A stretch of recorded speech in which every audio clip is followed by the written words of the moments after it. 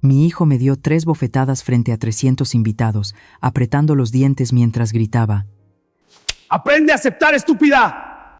Me desplomé en el suelo del escenario, con el sabor salado de la sangre llenándome la boca, entre las risas burlonas de los ricos. Pero en vez de llorar o suplicar, sonreí, saqué lentamente el celular de mi bolso, hice una llamada y solo dije 5 palabras.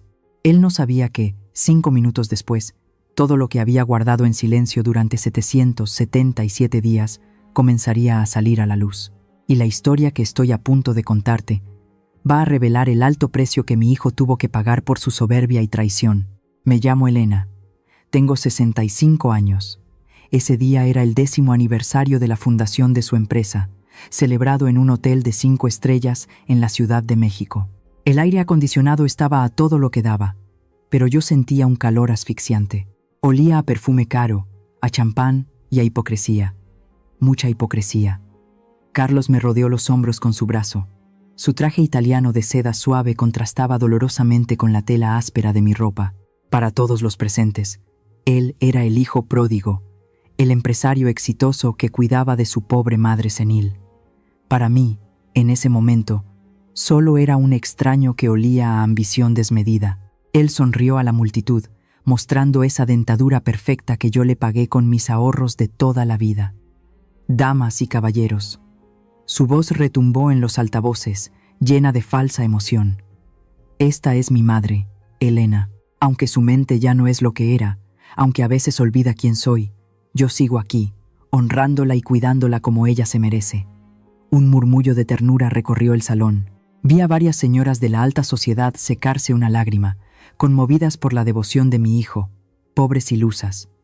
No sabían que todo esto era un teatro, un guión que Carlos había escrito cuidadosamente durante 777 días. Entonces, llegó el momento. El motivo real por el que me había sacado de la cocina y me había subido a este escenario. Un notario se acercó con una carpeta de piel y una pluma dorada. Carlos tomó los documentos y me los puso enfrente, manteniendo esa sonrisa de tiburón. «Mamá», dijo, acercando el micrófono a mi boca, para que todos escucharan mi supuesta gratitud. «En este día tan especial, quiero quitarte un peso de encima. Firma aquí. Es para traspasarme la gestión de tu fondo de pensiones y la casa del pueblo. Yo los cuidaré por ti, para que no tengas que preocuparte por nada en tu vejez. Vamos, dales ese gusto a todos». El salón estalló en aplausos. Me estaban animando a firmar mi propia sentencia de muerte. Carlos quería arrebatarme lo último que me quedaba: la casa donde creció, el dinero para mis medicinas. Quería dejarme en la calle, legalmente y con testigos. Mis manos temblaban, no por la edad ni por el miedo, sino por una rabia fría que me subía desde el estómago. Miré la pluma, miré a mi hijo, y por primera vez en 2 años dejé caer la máscara de la viejita inofensiva. Agarré el micrófono con fuerza. Mis nudillos se pusieron blancos. Levanté la vista y clavé mis ojos directamente en los suyos. «No», dije. Mi voz salió firme, sin un rastro de duda. «Ese dinero es para mi vejez, Carlos. Y esa casa es para tu esposa y tus hijos cuando termines de arruinarlo todo». El silencio que siguió fue absoluto. Fue como si alguien hubiera robado todo el aire del salón. Los aplausos murieron al instante. Las copas dejaron de tintinear. 300 invitados contuvieron la respiración. La sonrisa de Carlos se congeló. Pude ver cómo se le tensaba la mandíbula. Su orgullo, ese ego inflado que alimentaba cada mañana frente al espejo, acababa de recibir un golpe mortal frente a la élite de México. Él se inclinó hacia mí, como si fuera a darme un beso en la mejilla para calmarme. Pero no fue un beso. Pegó sus labios a mi oído y susurró, con una voz que era puro veneno: «Firma ahora mismo, vieja maldita. No te atrevas a dejarme en ridículo». Sentí su aliento caliente en mi oreja. Olía a alcohol y a desesperación. Me enderecé, ignorando su amenaza. «Estás borracho, hijo. Detente ahora», le dije al micrófono, para que todos lo oyeran. Y entonces, el demonio que llevaba dentro se soltó. ¡Zas! La primera bofetada me tomó por sorpresa. Mi cara giró violentamente hacia la izquierda. El sonido del golpe resonó seco en el silencio del salón.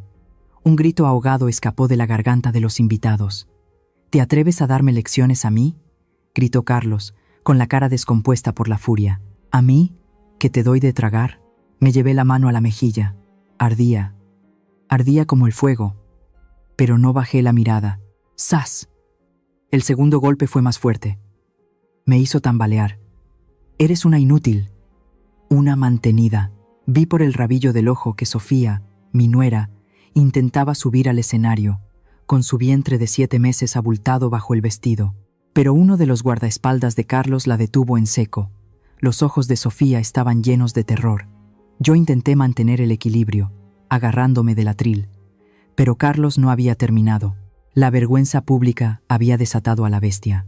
Levantó la mano una vez más, con el puño cerrado, y descargó toda su frustración sobre mí. ¡Zas! Este fue el golpe definitivo. Sentí cómo mi labio se partía. El sabor metálico y salado de la sangre inundó mi boca al instante. Mis piernas fallaron y caí al suelo, sobre la alfombra roja del escenario. El impacto me sacudió los huesos. Todo me daba vueltas. El zumbido en mis oídos era ensordecedor. «Aprende a aceptar tu lugar, estúpida», rugió él, escupiéndome las palabras. «Si sigues viva es porque yo lo permito». Estúpida. Esa palabra, esa maldita palabra retumbó en mi cabeza más fuerte que el golpe físico. Estúpida. Así me había llamado durante 777 días. Estúpida por tirar la comida. Estúpida por no saber usar el control remoto. Estúpida por existir. Carlos se arregló el saco, respirando agitadamente. Se volvió hacia el público, recuperando su máscara de víctima sufrida. «Perdonen, señores», dijo, jadeando. Mi madre ha tenido otro episodio psicótico. Ya saben cómo es la demencia. Se pone violenta. Hizo una seña a sus hombres. Llévenla al almacén. Que no moleste más. Pero yo no me moví. No lloré. No supliqué. Me senté lentamente sobre mis talones, en medio del escenario. Con una calma que helaba la sangre, saqué un pañuelo de tela de mi bolso. Me limpié despacio el hilo de sangre que bajaba por mi barbilla. El pañuelo blanco se tiñó de un rojo vivo. Luego, levanté la cabeza. Busqué la mirada de Carlos. Él esperaba ver miedo. Esperaba ver a la anciana derrotada que él había fabricado. Pero lo que vio lo hizo retroceder un paso. Yo estaba sonriendo. No era una sonrisa de alegría, era una sonrisa fría. Una sonrisa quirúrgica. La misma sonrisa que yo ponía hace 30 años cuando encontraba un desfalco millonario en los libros de contabilidad de los cárteles más peligrosos del país. Nadie en ese salón sabía quién era yo en realidad.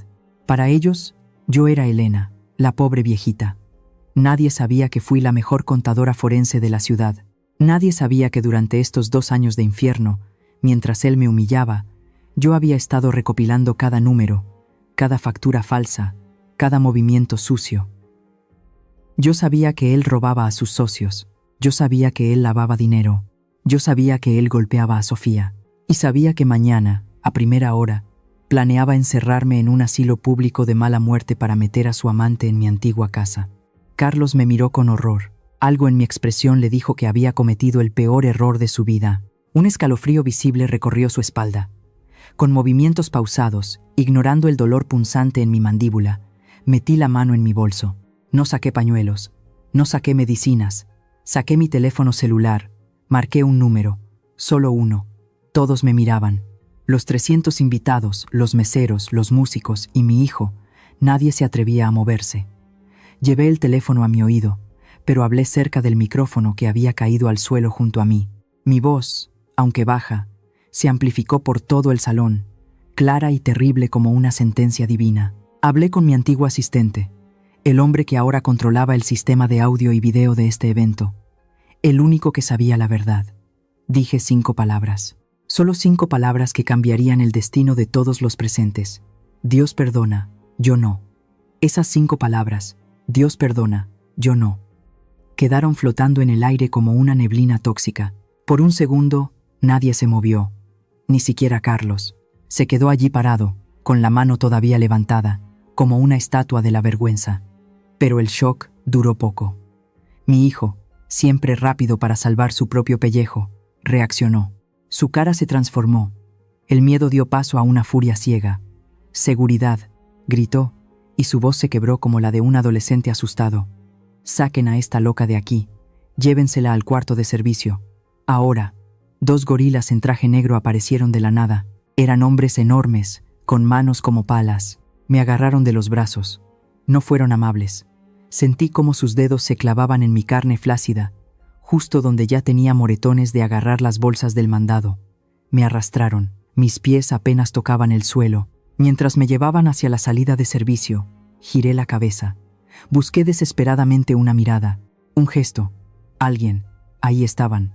La crema innata de la sociedad mexicana.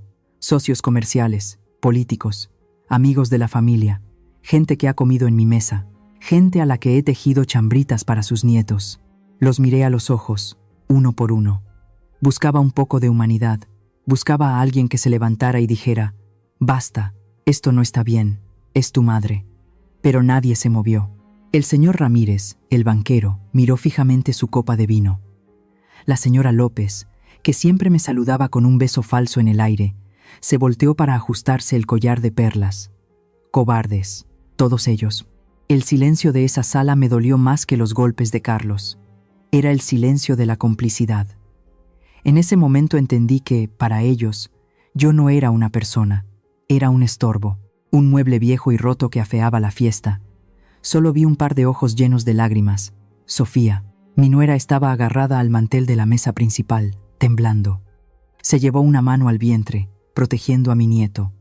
Quiso levantarse, quiso gritar, pero vi el terror en su rostro. Si ella hablaba, Carlos la destrozaría a ella también.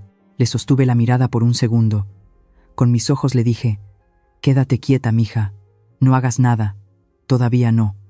Y entonces, los guardias me empujaron a través de las puertas batientes de la cocina. El ruido de la fiesta se apagó de golpe. El olor a perfume caro desapareció, reemplazado por el olor a grasa y jabón industrial. Me soltaron en el pasillo frío. Me dejaron caer como si fuera una bolsa de basura. Me quedé allí, tirada en el suelo de linóleo. Me dolía la quijada, me dolía el alma, y mientras miraba las luces blancas y frías del techo, mi mente viajó atrás en el tiempo.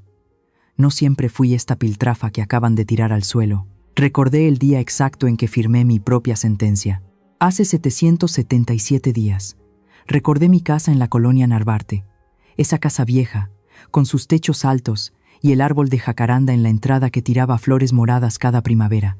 Esa casa que mi esposo, que en paz descanse, construyó ladrillo a ladrillo para nosotros. Recordé a Carlos sentado en mi sala, tomando café, con esa sonrisa encantadora que heredó de su padre. «Mamá, vende la casa», me dijo, tomándome las manos. «Estás sola aquí. Es peligroso. Es muy grande para ti. Vende todo y vente a vivir conmigo a la mansión. Vivirás como una reina. Yo te voy a cuidar. Te lo prometo por la memoria de papá». Yo le creí. Dios mío, qué tonta fui. Le creí porque quería creerle. Porque la soledad de la vejez es mala consejera. Porque una madre siempre quiere pensar lo mejor de su hijo. Vendí la casa. Vendí los muebles. Vendí hasta los recuerdos. Le entregué el cheque con todo el dinero. Millones de pesos. Todo para invertir en su empresa. Todo para su gran futuro. Pensé que estaba comprando paz y amor familiar. No sabía que estaba pagando la entrada a mi propio infierno. La promesa de vivir como una reina duró exactamente lo que tardó en cobrarse el cheque. Al tercer día de mudarme a su mansión en Lomas de Chapultepec, la realidad me golpeó más fuerte que cualquier bofetada. Recuerdo esa mañana perfectamente. Eran las 9. Yo bajé a la cocina, esperando encontrar el desayuno listo, como Carlos me había prometido. Él estaba allí, tomando un espresso, revisando su tablet. Levantó la vista y me miró con fastidio. «¿Qué haces levantada tan tarde?», me preguntó, sin siquiera decir buenos días. «¿Tarde? Son las 9, hijo», respondí, confundida. «Aquí no es un hotel, mamá», dijo él con voz seca.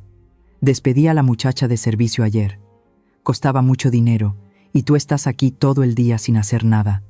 Necesito que planches mis camisas, y el desayuno de mañana lo quiero a las 7 en punto». Me quedé helada. Así empezó mi nueva vida. Dejé de ser Elena, la madre respetada. Me convertí en la criada gratuita. Durante 2 años, mi rutina ha sido la misma. Despertar a las 4 de la mañana, cuando todavía está oscuro y el suelo de mármol está tan frío que me duelen los huesos por la artritis. Bajar a la cocina en silencio, como un fantasma, para no despertar al señor de la casa. Exprimir naranjas frescas, porque el señor no toma jugo de caja. Preparar chilaquiles verdes, con la salsa recién hecha, porque si está fría me tira el plato al fregadero. Luego, limpiar. Limpiar una casa de 5 habitaciones y 6 baños, yo sola. A mis 65 años, Carlos me prohibió sentarme en la sala principal. Dijo que mis vestidos viejos desentonaban con la decoración minimalista italiana. Dijo que yo estorbaba, pero lo peor no era el trabajo físico. Mi cuerpo aguanta. Soy mujer de trabajo. Lo peor eran las palabras que cortan más profundo que un cuchillo. Recuerdo una cena, hace 3 meses. Carlos tenía invitados importantes. Sirvieron filete miñón y vino tinto de reserva. Yo estaba en la cocina, terminando de lavar las ollas. Tenía hambre, mucha hambre. Me acerqué a la puerta del comedor, esperando que me llamaran para sentarme, o al menos para darme un plato. Carlos entró a la cocina, cerrando la puerta tras de sí, para que nadie nos viera. Traía un plato en la mano. «Ten», me dijo, dejándolo sobre la mesa de aluminio donde picamos la verdura. Miré el plato.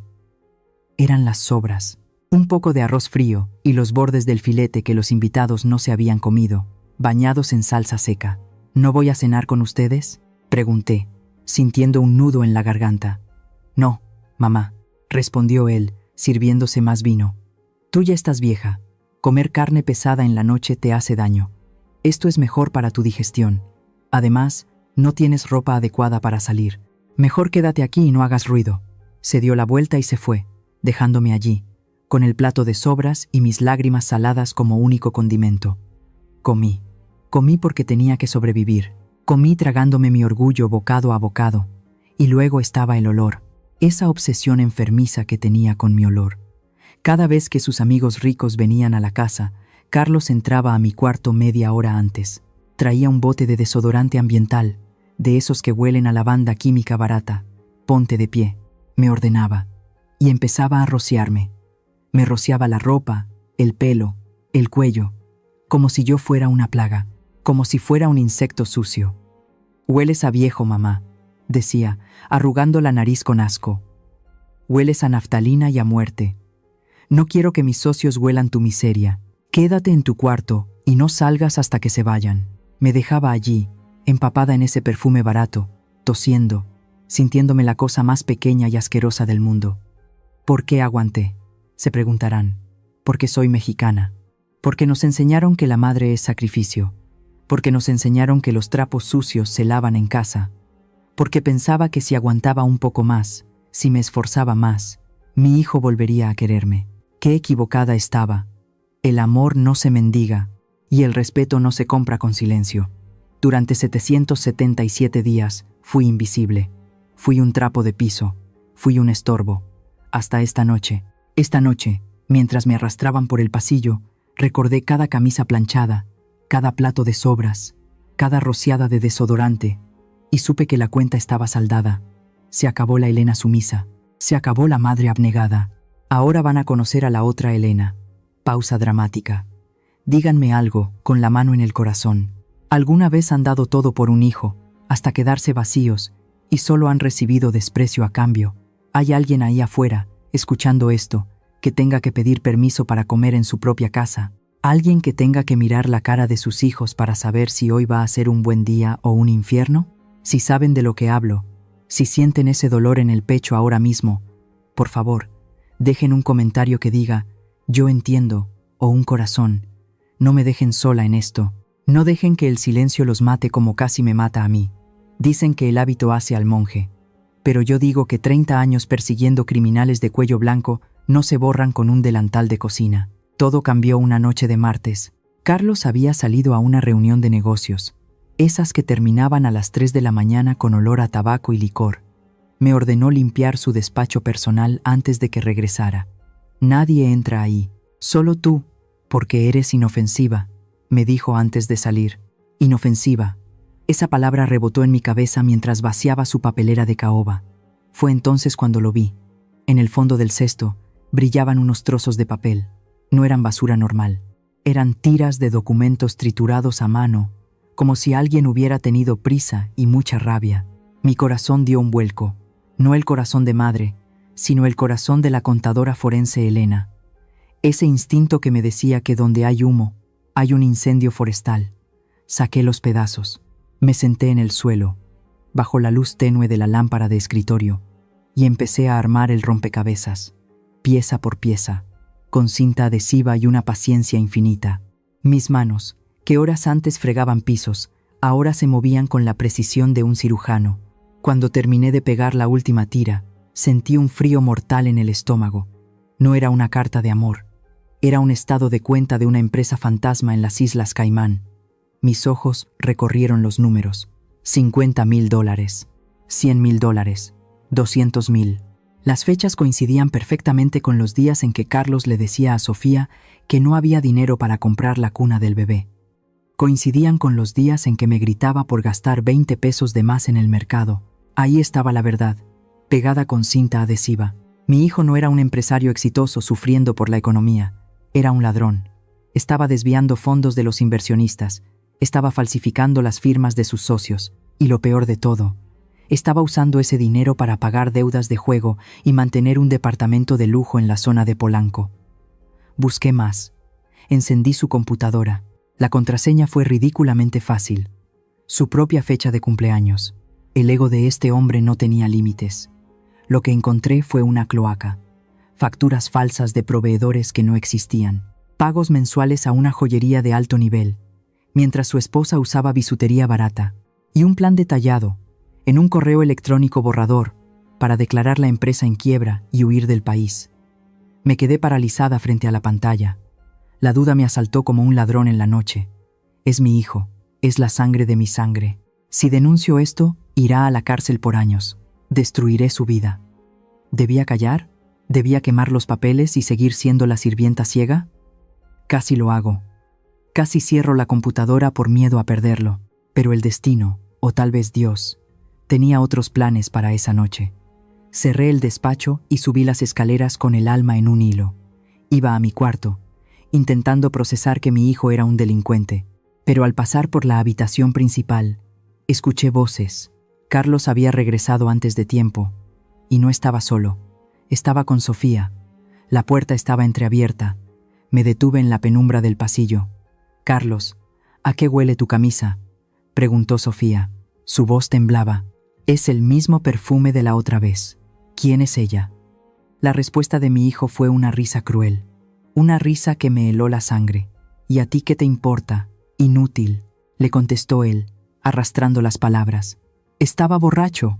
Otra vez. Me importa porque soy tu esposa. Porque voy a tener a tu hijo», dijo ella, sollozando. Me asomé con cuidado. Lo que vi se me quedará grabado en la retina hasta el día que me muera. Carlos agarró a Sofía del brazo y la empujó contra el armario. Ella se protegió el vientre instintivamente. «Cállate», gritó él. «Me tienes harto con tus quejas. Deberías agradecerme que te mantengo, muerta de hambre».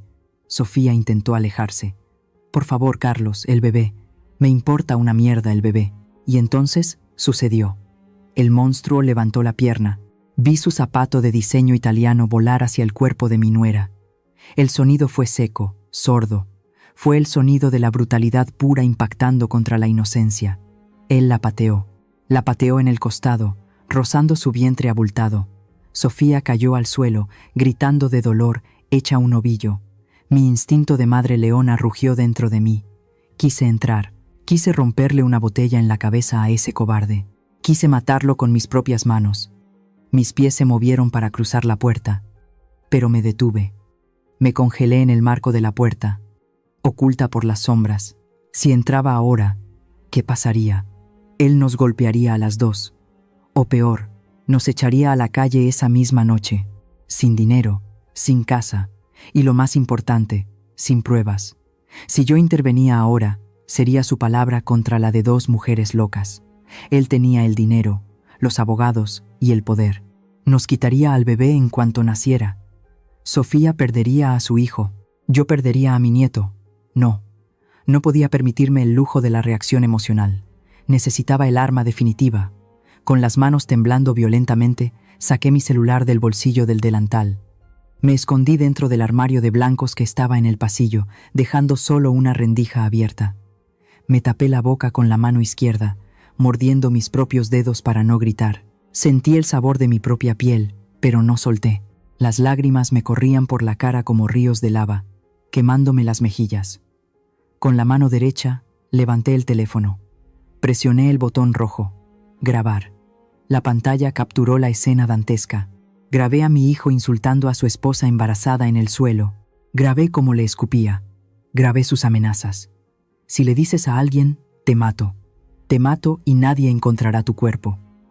Cada segundo de ese video era una puñalada en mi corazón. Estaba grabando la muerte de mi hijo, porque el hombre que estaba ahí ya no era Carlos, era una bestia, y las bestias deben ser enjauladas. Sofía lloraba en el suelo, sola, sin saber que yo estaba a 3 metros, siendo testigo de su calvario. Perdóname, hija, susurré en mi mente, ahogando un sollozo. Perdóname por no salvarte hoy, pero te juro por mi vida que te voy a salvar para siempre. Cuando Carlos finalmente salió de la habitación, dando un portazo, dejé de grabar. Guardé el video. Me quedé en ese armario oscuro durante 1 hora, temblando, escuchando el llanto roto de mi nuera al otro lado de la pared. Esa noche, algo murió dentro de mí.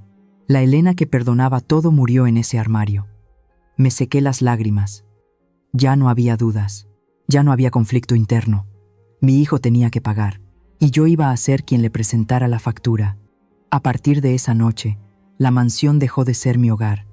Se convirtió en mi zona de operaciones, y yo dejé de ser la madre sufrida para convertirme en la mejor actriz que México ha visto jamás. Si Carlos quería una vieja senil, yo le daría una vieja senil digna de un premio Oscar. Empecé la operación hormiga. Durante el día, mi papel era impecable. Tiraba la sal en la mesa a propósito. Preguntaba la misma cosa 5 veces en 1 hora. ¿Qué hora es, hijo? ¿Ya comiste, hijo? ¿Quién es esa mujer, hijo?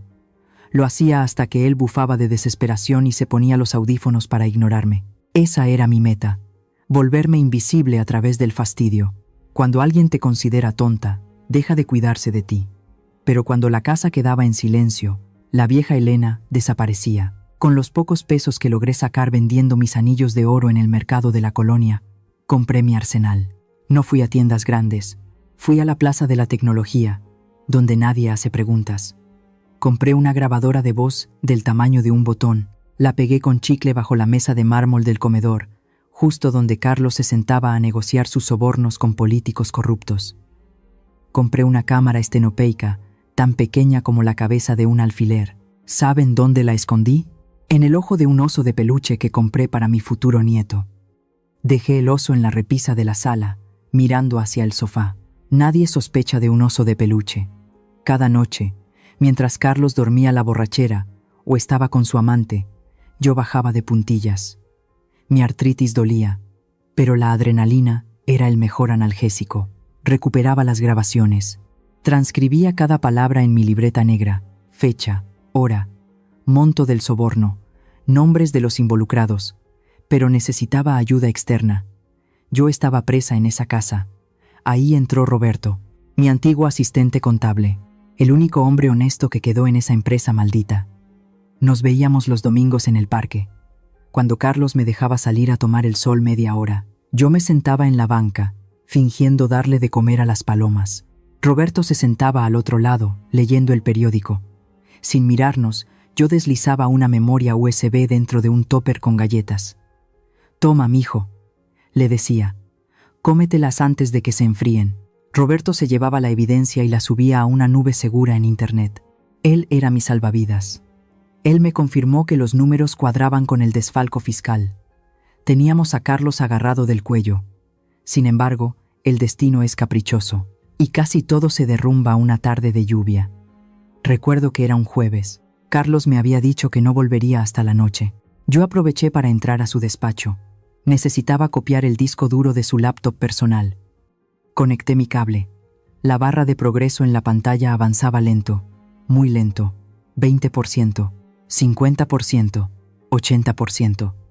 Mi corazón latía tan fuerte que retumbaba en mis oídos como un tambor de guerra. 95%. De pronto, escuché el rugido del motor. Era el Ferrari de Carlos entrando al garaje. Había vuelto 3 horas antes. Entré en pánico. Mis manos empezaron a sudar frío. Si desconectaba el cable ahora, los datos se corromperían. Si lo dejaba, él me atraparía y me mataría allí mismo. Escuché sus pasos pesados en la escalera. Iba hablando por teléfono, gritando obscenidades. La barra llegó al 100%. Listo. Arranqué el cable y lo metí en mi sostén. Pero no tuve tiempo de apagar la pantalla. La luz azul iluminaba toda la habitación oscura. La perilla de la puerta giró. En una fracción de segundo, tomé una decisión de vida o muerte. No podía huir. Tenía que actuar. Agarré un trapo sucio que usaba para limpiar el polvo y lo tiré sobre el teclado. Me incliné sobre la computadora y empecé a presionar teclas a lo loco, con ambas manos, como si estuviera amasando pan. Carlos abrió la puerta de golpe. «¡Mamá!», rugió. «¿Qué demonios haces aquí?». Me giré lentamente, poniendo mi mejor cara de confusión y miedo. «Ay, hijito», balbucé, con la voz temblorosa. Es que vi que la maquinita tenía polvo, mucho polvo, y quise limpiarla para ti, pero creo que le piqué a algo, porque hace luces raras». Carlos corrió hacia mí y me empujó violentamente. Casi caigo sobre el escritorio. Miró la pantalla. Yo había abierto 20 ventanas del navegador y borrado un documento de Word sin importancia.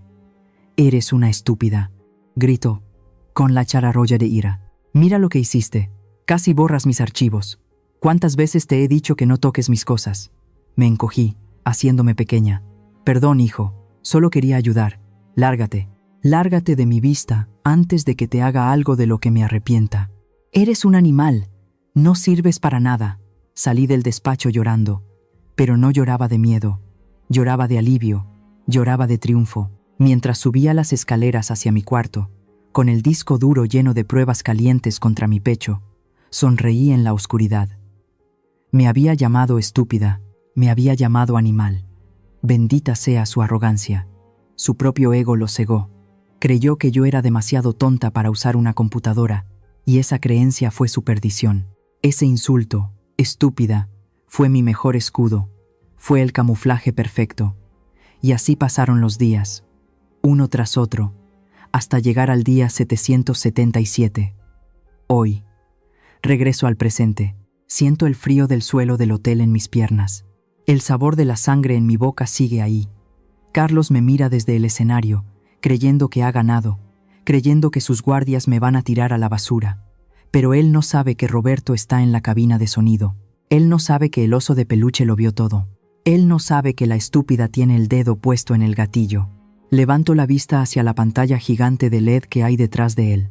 5, 4, 3. Mis 5 palabras ya fueron dichas. Dios perdona. Yo no. Ahora es el turno de la verdad.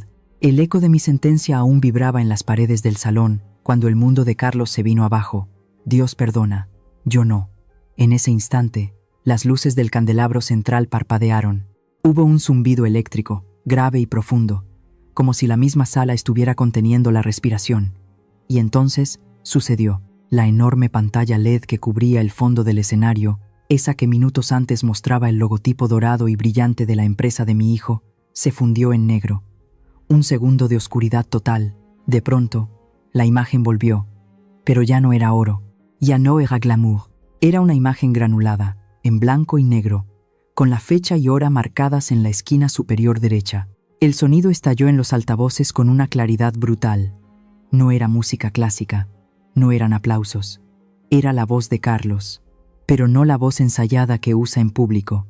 Era su voz real, la voz que usa cuando cree que nadie lo escucha. «Mira nada más cuánto dinero, mi amor». Se escuchó en todo el hotel. «Son los impuestos de este mes. Si los idiotas de Hacienda supieran que esto va directo a nuestra cuenta en Suiza». En la pantalla se veía claramente a Carlos sentado en su despacho, con fajos de billetes sobre la mesa, riéndose mientras brindaba con una mujer que no era su esposa. El salón de baile se convirtió en una olla de presión a punto de explotar. 300 invitados se quedaron petrificados. Las copas se detuvieron a medio camino de las bocas. Los ojos se abrieron como platos. Carlos, que estaba a unos metros de mí, se puso más pálido que un muerto. Su boca se abrió, pero no salió ningún sonido al principio. Era como ver a un pez fuera del agua, boqueando, asfixiándose con su propia maldad. Pero el miedo duró poco. El instinto de supervivencia de la bestia se activó. ¡No! ¡Corten eso! El grito de Carlos fue tan agudo que lastimó los oídos. Se olvidó de su traje caro, se olvidó de su imagen. Se convirtió en un animal acorralado. Corrió hacia la mesa técnica que estaba al costado del escenario, donde mi fiel Roberto controlaba todo. Carlos saltaba y manoteaba como un loco. «Apágalo, imbécil. Apágalo o te mato». Llegó a la consola de sonido y empezó a golpear los botones con los puños cerrados. Tiró un monitor al suelo. El ruido del cristal rompiéndose se mezcló con el audio del video que seguía reproduciéndose implacable. En la pantalla, el Carlos virtual decía: «Mi madre es una carga. Ojalá se muera pronto para cobrar el seguro». En la vida real, el Carlos de carne y hueso se giró hacia el público, con el cabello desordenado y los ojos inyectados en sangre. Parecía poseído. «Es mentira», gritó, señalando la pantalla con un dedo tembloroso. «Es falso. Todo es falso». Miró a los socios, a los inversionistas, buscando aliados, pero solo encontró miradas de asco. «Ustedes saben que ahora existe la tecnología. Es inteligencia artificial. Es un montaje». Nadie le creyó. La desesperación en su voz lo delataba.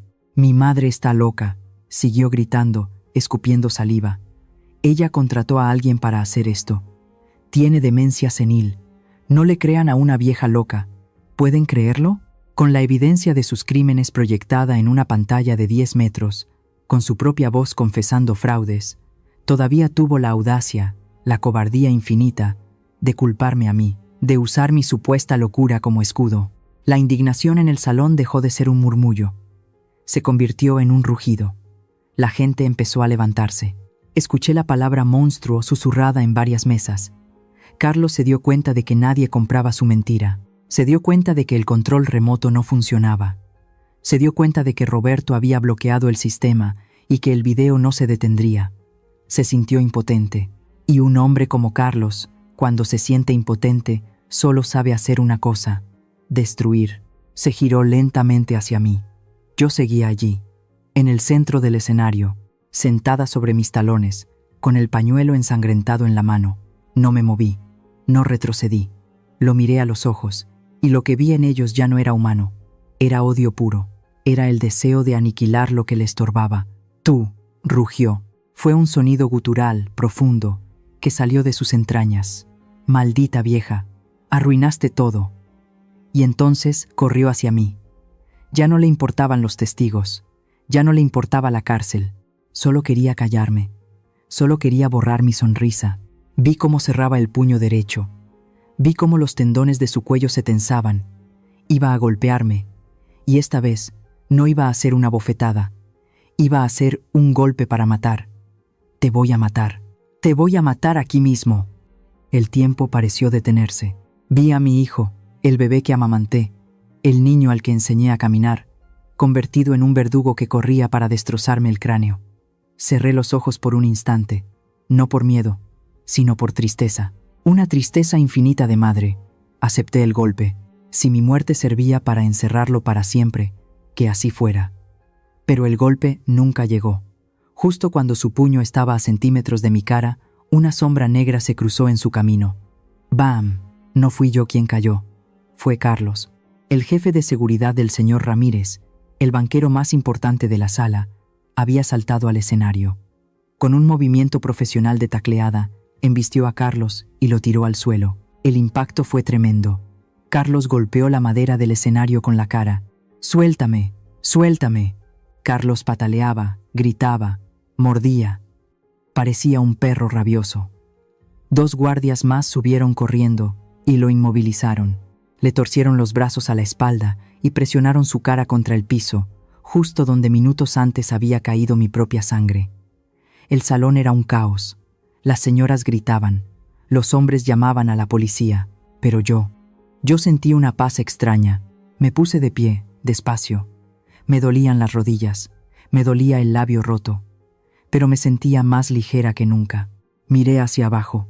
Ahí estaba él, el gran empresario, el hombre del año, tirado en el suelo, con el traje sucio, siendo sometido por la fuerza bruta. Él levantó la cara, roja y sudorosa, y me miró. Ya no había furia, había miedo, y mientras él jadeaba, intentando respirar, el video detrás de nosotros seguía corriendo.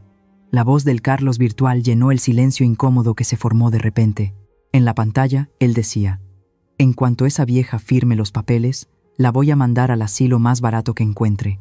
Que se pudra ahí sola. La realidad y la pantalla se fusionaron. El contraste era perfecto. El hijo que quería que yo me pudriera, ahora estaba pudriéndose frente a todos. Me acerqué un paso a él, solo uno. Lo miré desde arriba, no con odio, sino con la frialdad de un juez que acaba de dictar sentencia. Él intentó hablar, intentó insultarme de nuevo, pero el guardia le apretó más el brazo y solo pudo soltar un gemido de dolor. Pausa larga y emotiva. El tono de voz cambia a uno íntimo y doloroso. Queridos amigos, ver a un hijo caer es duro, pero ver a un hijo intentar matarte con sus propias manos, eso es algo que te rompe por dentro de una forma que no tiene nombre. Sentí como mi corazón se partía en 1000 pedazos, no por el miedo a morir, sino por el dolor de haber dado vida a alguien que se convirtió en esto. Yo sé que esta historia es fuerte, sé que es difícil de escuchar, pero necesito saber que no estoy sola en este escenario. Necesito saber que hay alguien ahí, al otro lado, sosteniendo mi mano en la distancia. Si han llegado hasta aquí, si sienten mi dolor y mi coraje, les pido un favor pequeño. Por favor, escriban el número 1 en los comentarios. Solo eso. Un número 1. Para mí, ese número significa que están conmigo. Significa que somos una legión de madres y padres que no se rinden. Su apoyo es la fuerza que necesito para contarles el final. Porque lo que viene ahora, el video completo de 16 minutos, es la prueba definitiva que nadie esperaba. Con Carlos inmovilizado en el suelo, con la cara aplastada contra la madera, el salón se convirtió en una sala de cine macabra. Nadie se atrevía a respirar. Nadie se atrevía a irse. Era como si una fuerza invisible los obligara a ser testigos de la podredumbre que se escondía detrás de los trajes de seda y las sonrisas de comercial. El video seguía corriendo, implacable. Durante 16 minutos, el silencio en ese hotel de 5 estrellas fue más pesado que una lápida de cemento. Minuto 4. En la pantalla apareció una hoja de Excel. Era una de las que yo había recuperado aquella noche de tormenta. La cámara del video hizo un acercamiento brutal a los números. Se escuchaba la voz de Carlos, fanfarroneando con su contador. «Mira esto», dijo la voz en off. «Le cobramos al señor Ramírez 3 millones por materiales de construcción de primera, pero compramos basura china por 200,000 pesos. La diferencia es para mis vacaciones en Cancún. El viejo Ramírez es tan idiota que ni cuenta se va a dar. En la vida real, busqué con la mirada al señor Ramírez. Estaba en la tercera fila. Su cara había pasado del asombro a una furia roja y venosa. Ramírez, el hombre que había financiado la carrera de mi hijo, el hombre que lo trataba como a un sobrino, acababa de descubrir que había estado alimentando a una víbora. Apretó su copa de vino con tanta fuerza que el cristal estalló en su mano, derramando el líquido rojo sobre el mantel blanco. Nadie se acercó a ayudarlo. Todos estaban hipnotizados por la pantalla. Minuto 8. El video cambió de escena. Ahora se veía la cocina de mi casa. La fecha marcaba un domingo de hace 2 meses. Carlos estaba hablando por teléfono con su amante.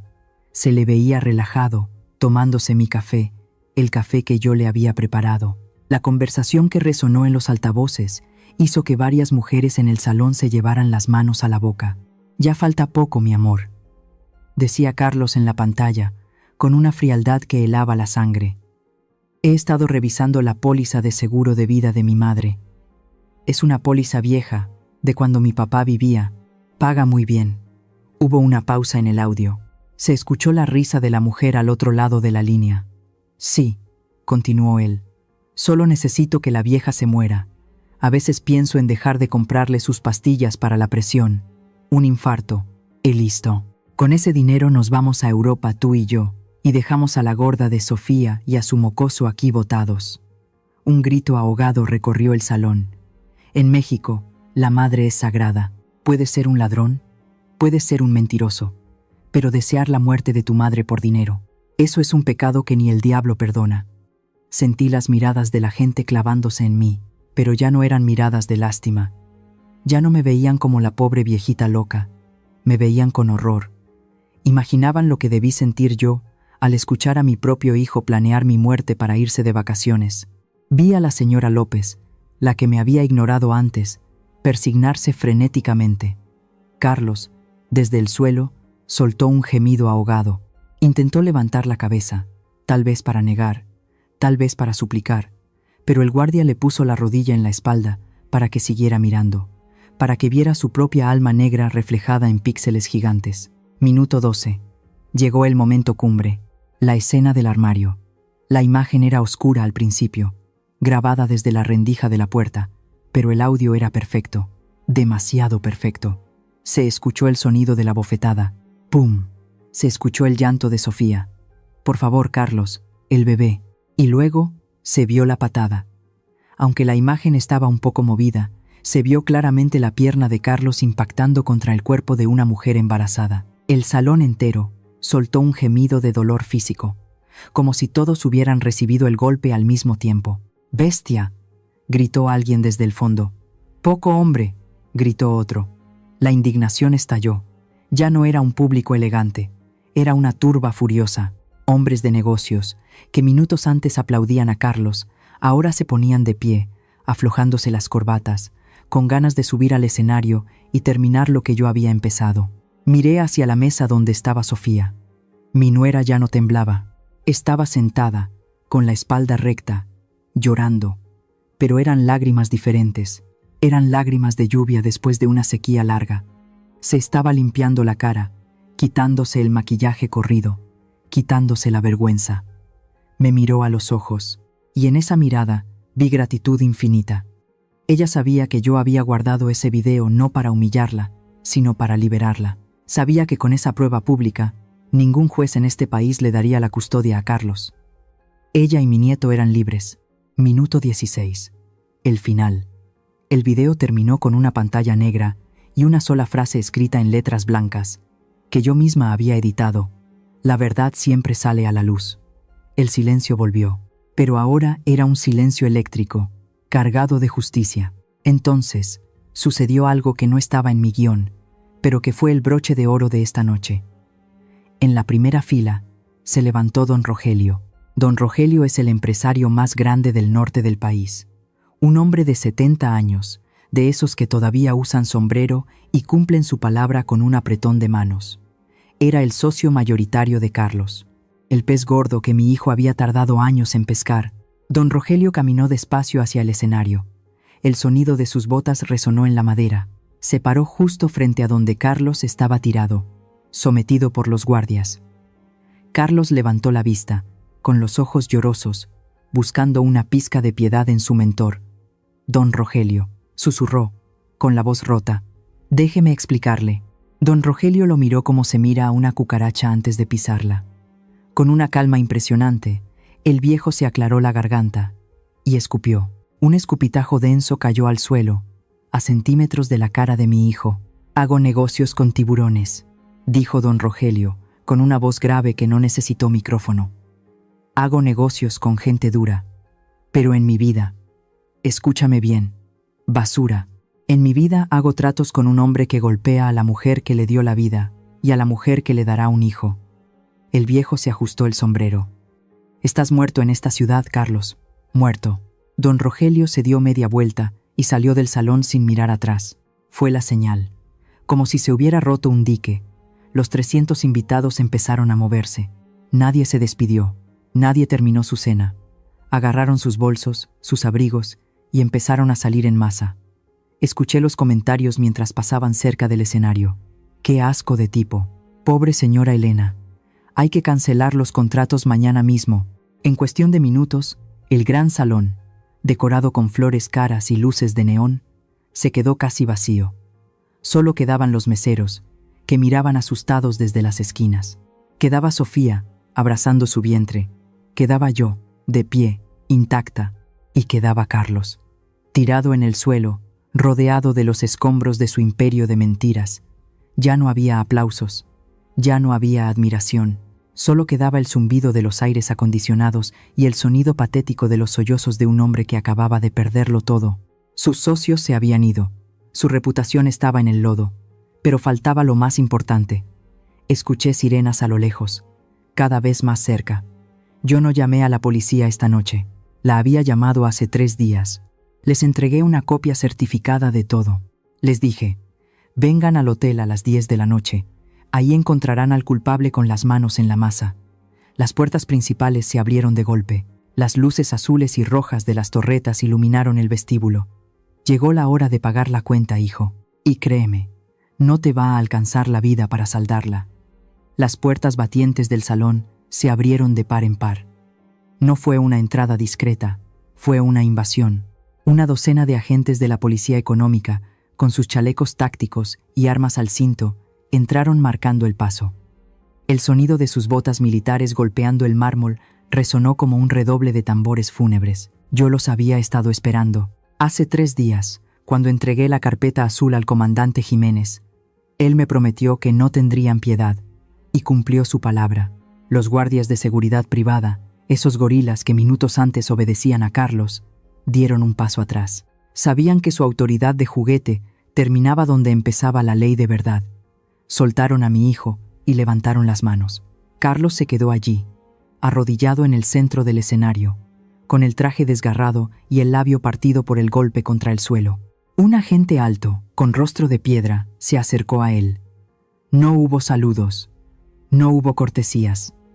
Carlos Mendoza, dijo el oficial con voz metálica, queda detenido por fraude fiscal, lavado de dinero y enriquecimiento ilícito. Tiene derecho a guardar silencio. Y entonces se escuchó el sonido. Ese sonido que he soñado durante 777 noches. Clic-clac. El acero frío de las esposas se cerró alrededor de las muñecas de mi hijo. Ese clic fue el punto final de su carrera. Fue el cierre de la caja fuerte donde escondía sus secretos. Al sentir el metal apretando su piel, la realidad golpeó a Carlos como un tren de carga. El alcohol se le bajó de golpe. La soberbia se evaporó. Miró las esposas, miró a los policías, y luego me miró a mí. Sus ojos, esos ojos negros que heredó de su padre, se llenaron de un terror infantil. Ya no era el tiburón de los negocios, ya no era el macho alfa que golpeaba mujeres. De repente, se convirtió en un niño asustado de 5 años que acaba de romper el jarrón favorito de la abuela. «¡Mamá!», gritó. Se arrastró sobre sus rodillas hacia mí. Las esposas le impedían usar las manos para equilibrarse, así que avanzaba torpemente, como un gusano. «Mamá, diles que paren, diles que es un error». Llegó hasta mis pies.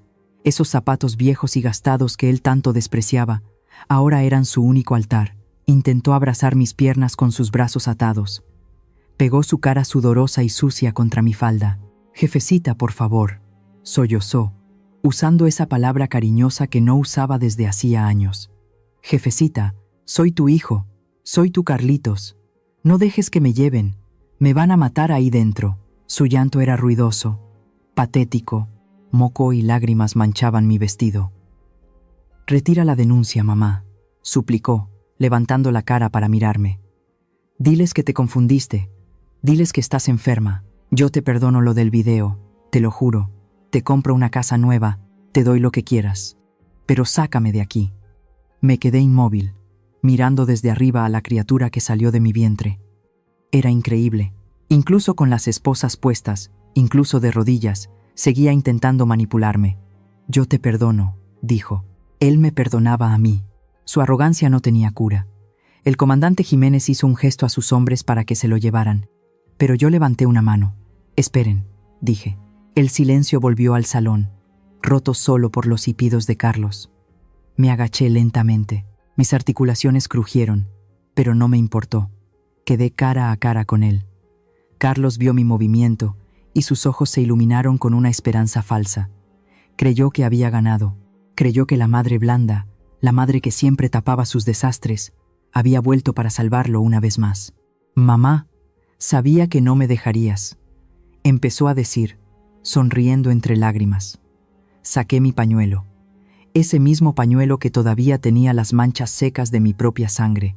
Con una suavidad infinita, Le limpié el sudor de la frente, le sequé las lágrimas de las mejillas, acomodé un mechón de pelo rebelde que le caía sobre los ojos.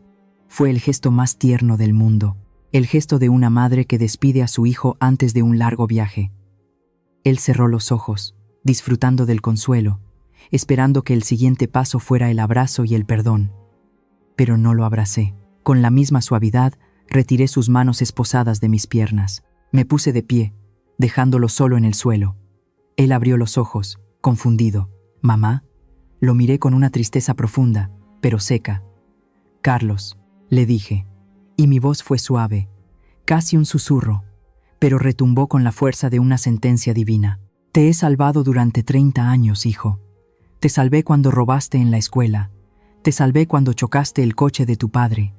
Te salvé cuando dejaste deudas de juego. Siempre limpié tu desorden. Siempre pagué tus platos rotos. Y mira en lo que te convertiste». Suspiré, soltando el aire que había contenido por 2 años. Un padre que salva a su hijo de las consecuencias no lo está amando, lo está destruyendo. Carlos negó con la cabeza, entrando en pánico de nuevo. «No me des lecciones ahora. Ayúdame». Me di la vuelta, dándole la espalda. «Ya no puedo ayudarte, Carlos», le dije, mirando hacia la salida donde brillaban las luces de las patrullas. «Te salvé tantas veces que te hice creer que eras intocable. Ese fue mi pecado. Y hoy pago mi penitencia entregándote». Giré la cabeza solo un poco para decirle la última frase. «Ahora, deja que la ley te enseñe lo que yo no supe enseñarte, que en esta vida todo se paga. Llévenselo», ordené. Los agentes no esperaron más. Lo agarraron de los brazos y lo levantaron en vilo. Carlos comenzó a gritar y a patalear. «Maldita vieja, te odio, te vas a arrepentir, eres una traidora». Sus insultos se mezclaron con el caos de la entrada. La prensa había llegado. Los buitres olieron la sangre. Al abrirse las puertas grandes del hotel, una tormenta de flashes iluminó la noche. Cientos de cámaras dispararon al mismo tiempo, cegando a todos. Vi la silueta de mi hijo, retorciéndose como un gusano, siendo arrastrado hacia la oscuridad de la furgoneta policial, iluminado por los destellos intermitentes de los fotógrafos. Vi cómo lo metían a empujones. Vi cómo se cerraba la puerta de metal con un golpe seco. ¡Bum! Y luego, las sirenas. El sonido agudo y lamentable de las sirenas alejándose por la avenida Reforma. Me quedé sola en el escenario. El salón estaba vacío, sucio, con copas rotas y sillas tiradas, los restos de una batalla campal. Mis piernas finalmente cedieron. Me senté en el borde del escenario, con los pies colgando hacia el vacío. No sentí alegría, no sentí esa euforia que dicen que se siente cuando ganas. Sentí un frío inmenso. Me abracé a mí misma, frotándome los brazos. Había hecho lo correcto. Había salvado a Sofía. Había salvado a mi nieto. Había hecho justicia. Pero, Dios mío, qué dolor tan grande es tener la razón. Miré mis manos vacías. Ya no tenía casa, ya no tenía dinero. Y acababa de enviar a mi único hijo al infierno. Pero entonces, desde la penumbra de la pista de baile, vi una figura acercarse. Era Sofía. Caminaba despacio, con una mano en la espalda y la otra en el vientre. No dijo nada, no hacía falta. Se sentó a mi lado en el escenario, apoyó su cabeza en mi hombro y me tomó la mano. Su mano estaba cálida. En ese calor, en ese pequeño contacto humano en medio de la desolación, supe que no había perdido todo. Había perdido un hijo podrido, pero había ganado una hija. Pausa larga, sonido de respiración profunda. La justicia duele. Amigos, a veces la medicina sabe más amarga que la enfermedad, pero es la única forma de curarse. Dicen que después de la tormenta siempre llega la calma, pero nadie te dice que, a veces, la calma llega acompañada de la ruina total, y ¿saben qué? Bendita sea esa ruina. Los días que siguieron a la detención de Carlos fueron un torbellino, un huracán de abogados, policías y acreedores que devoraron lo que quedaba del imperio de mentiras de mi hijo. La empresa se declaró en quiebra, las cuentas fueron congeladas, la mansión de Lomas de Chapultepec, ese mausoleo frío donde viví mi infierno, fue embargada por el banco. Nos dieron 24 horas para sacar nuestras cosas personales. Recuerdo ver a los oficiales poniendo los sellos de clausurado en la puerta grande de roble. Esa cinta amarilla de plástico fue lo más bonito que había visto en años. No era una prohibición. Era una barrera que dejaba a los fantasmas encerrados. Sofía y yo salimos de ahí con 3 maletas y la ropa que traíamos puesta. Nada más. No teníamos a dónde ir. Los amigos de la alta sociedad, esos que bebían nuestro vino, no contestaron el teléfono. Pero Dios aprieta y no ahorca. Encontramos un pequeño departamento en la colonia Santa María la Ribera, un barrio popular, viejo, lleno de ruido y de gente trabajadora. El lugar es diminuto. Apenas tiene 2 recámaras y una cocinita donde si abres el refrigerador, tienes que salirte al pasillo. Las paredes son delgadas y se escucha cuando el vecino pone sus rancheras. Pero tiene algo que la mansión nunca tuvo. Tiene luz, tiene sol. La primera noche en nuestra nueva casa, no teníamos muebles. Dormimos en colchones inflables en el suelo. Tenía 65 pesos en la bolsa. Eso era todo nuestro capital. Fui a la tienda de la esquina. Compré medio kilo de tortillas calientes, de esas que vienen envueltas en papel de estraza, 3 elotes y un poco de queso fresco. Esa noche, preparé una sopa de elote, sencilla, agua, granos de maíz y sal. Nos sentamos en el suelo de la sala vacía, con nuestros platos de plástico humeantes. Sofía me miró. Sus ojos ya no tenían ojeras. Su piel, antes gris por el miedo, empezaba a recuperar un tono rosado. Probó la sopa, cerró los ojos y suspiró. «Suegra», me dijo, con una sonrisa que le llegaba a las orejas. «Esta es la mejor cena que he tenido en mi vida». Yo me reí, una risa auténtica, que me salió del pecho y no de la garganta. «Es solo sopa de pobre, mija», le contesté. «No, Elena», respondió ella, negando con la cabeza. «Sabe a libertad». Comimos en silencio, disfrutando cada cucharada. Y entonces pasó algo curioso. Se escucharon pasos fuertes en el pasillo del edificio, unas botas pesadas subiendo la escalera. Pum, pum, pum. El cuerpo de Sofía se tensó automáticamente.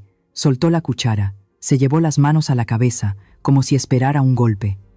Vi el terror volver a sus ojos por un segundo, el reflejo condicionado de 2 años de abuso. Yo también sentí el miedo. Ese frío en la espalda al pensar que Carlos iba a entrar por la puerta gritando. Pero los pasos siguieron de largo. Se detuvieron en el piso de arriba. Luego se escuchó una llave girar y una voz amable que gritaba. «Ya llegué, familia». Sofía y yo nos miramos. «No es él», susurré. «No es él», repitió ella. «Nunca más va a ser él». Esa noche, dormimos abrazadas en los colchones, durmiendo 8 horas seguidas por primera vez en 777 días. La vida empezó a acomodarse. No fue fácil, claro que no. A mi edad empezar de cero está en chino. Pero el hambre es canija y la dignidad es mucha. Desempolvé mis viejos libros de contabilidad. Puse un letrero hecho a mano en la papelería de la cuadra. Se hacen declaraciones de impuestos. Contadora experta. Precios justos. Al principio, nadie llamaba. Me veían vieja y desconfiaban. Pero luego ayudé a don Pepe, el dueño de la tortillería, a arreglar un lío que tenía con Hacienda. Le ahorré una multa de 20,000 pesos. La voz se corrió. Ahora, la sala de mi departamento es mi oficina. Atiendo a las señoras que venden por catálogo, a los mecánicos, a los pequeños comerciantes. No gano millones. No uso trajes sastres. Cobro lo justo y a veces me pagan con canastas de fruta o con carne fresca. Pero es dinero limpio, dinero que no huele a sangre ni a miedo. Y Sofía. Ay, mi Sofía. Esa muchacha floreció. Dejó de ser la sombra asustada. Con su embarazo avanzado, empezó a dar clases de inglés en línea. Se compró una computadora usada y trabaja desde la mesa de la cocina. La veo reírse con sus alumnos. La veo acariciar su panza con amor, y no con angustia protectora. Y así, entre facturas y clases de inglés, llegó el día más esperado. Fue un martes de madrugada. Sofía me despertó con un grito ahogado. «Elena, ya viene». Corrimos al hospital público. No había suite privada, ni médicos exclusivos. Había enfermeras cansadas y salas de espera llenas. Pero había humanidad. Estuve con ella en el parto. Le sostuve la mano mientras empujaba. Le sequé el sudor, tal como le sequé las lágrimas a mi hijo. Pero esta vez, el resultado fue vida, no muerte. Cuando escuché ese primer llanto, fuerte y vigoroso, sentí que mi propio corazón volvía a latir después de años de estar en pausa. La doctora puso al bebé en el pecho de Sofía. «Es una niña», dijo. «Una niña preciosa y grandota». Sofía lloraba y reía al mismo tiempo. Me miró, con la niña en brazos, buscando mi aprobación. «¿Cómo se va a llamar?», le pregunté, acariciando la cabecita húmeda de mi nieta. Sofía no lo dudó ni un segundo. Miró a la pequeña, que abría sus ojos curiosos al mundo, un mundo donde su padre no podría hacerle daño. «Se llama Libertad», dijo Sofía. «Libertad». El nombre resonó en la habitación blanca. No le pusimos el nombre de la abuela, ni el de una santa. Le pusimos el nombre de lo que nos costó tanta sangre conseguir: Libertad. Esa tarde, cargué a Libertad por primera vez. Pesaba casi 4 kilos. Olía a leche y a esperanza. La miré a los ojos y le hice una promesa silenciosa. Le prometí que nunca nadie la llamaría estúpida. Le prometí que nunca nadie le diría que no vale. Le prometí que su abuela, la vieja Elena, la contadora forense, la actriz, la guerrera, daría lo que le queda de vida para que ella fuera una mujer fuerte. Salí al pasillo del hospital para tomar un poco de aire. El sol estaba poniéndose sobre la Ciudad de México, pintando el cielo de naranja y violeta. El ruido del tráfico me pareció música. Estábamos en la ruina financiera, sí. Vivíamos al día, sí. Pero por primera vez en mucho tiempo éramos millonarias.